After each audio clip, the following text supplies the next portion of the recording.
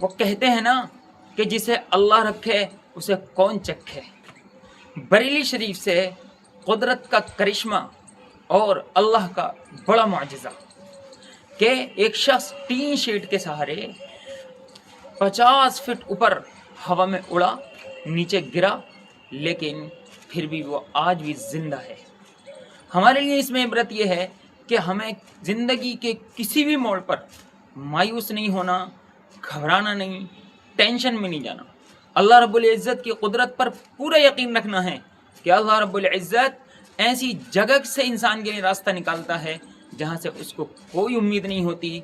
इस शख्स का आप बयान सुनेंगे, अभी मैं बयान आपको सुनवाऊँगा कि ये शख्स खुद कह रहा है कि ज़िंदगी की कोई उम्मीद नहीं थी और बज़ाहिर कोई उम्मीद भी नहीं है कि कोई आदमी 80 फीट 85 फीट ऊपर से नीचे गिरे और वो ज़िंदा बच जाए, ये अक़ल में बात नहीं आती। इसी तरह इस किस्से में मुल्हिदीन के लिए बड़ी इबरत है कि जो मुअजिज़ात का इनकार करते हैं, वो कहते हैं कि हज़रत इब्राहीम अलैहिस्सलातु वस्सलाम आग से कैसे ज़िंदा वापस आ गए, ये बात समझ में नहीं आती। हज़रत लूत अलैहिस्सलातु वस्सलाम, हज़रत सालेह अलैहिस्सलातु वस्सलाम की ऊँटनी पहाड़ से कैसे निकल आई, पहाड़ से कैसे निकल के उसने आकर बच्चा दिया। इसी तरह हुज़ूर सल्लल्लाहु अलैहि वसल्लम की उंगली से चांद के 2 टुकड़े कैसे हो गए। लोगों, ये कुदरत बतला रही है हमको। अल्लाह रब्बुल इज़्ज़त इन वाक़िआत से हमें बतला रहा है कि जैसे ये शख्स महज अल्लाह के हुक्म से 80 फीट ऊपर गिरने से के बावजूद बच गया, इसी तरह अल्लाह रब्बुल इज़्ज़त ने अपने नबियों के हाथ पर ये मुअजिज़ात का इजहार किया ताकि हम उसकी ज़ात के मुनकिर न हों, उसकी कुदरत के सामने अपने आप को झुका दें और किसी भी हाल में, मैं फिर दोबारा कहूँगा, किसी भी हाल में हम अल्लाह रब्बुल इज़्ज़त से मायूस न हों।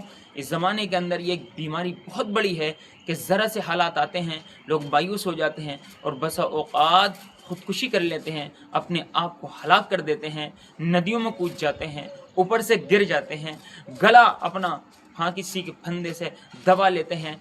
ये हरकतें हमें नहीं करनी, बल्कि इस तरह के किस्सों से इबरत लेनी है। ज़िंदगी में टेंशन फ्री रहना है। अब जो आंधी और तूफान आया है तो इतनी तेज आया है, जब बता रहा है कि 120 किलोमीटर से दूरी से चल रहा था। तो ये बता रहे थे, मतलब अब जो रस्सी कतरी है वो हो ही रह गए थे। हम 3 के साथ ही इंगल पकड़े थे तो हम संगे चले गए।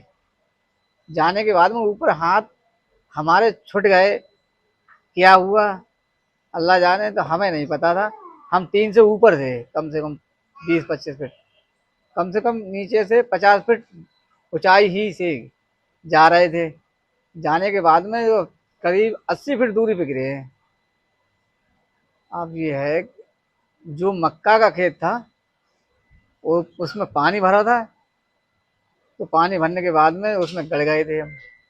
दूसरा पड़ोस में देख रहा था बंदा, उसमें देखने के बाद में उसने कही, चाचा जब टीन के संगाए इतना गिरे हैं तो वो भाग के आया घर में से, उसने कन्हा पे डाला।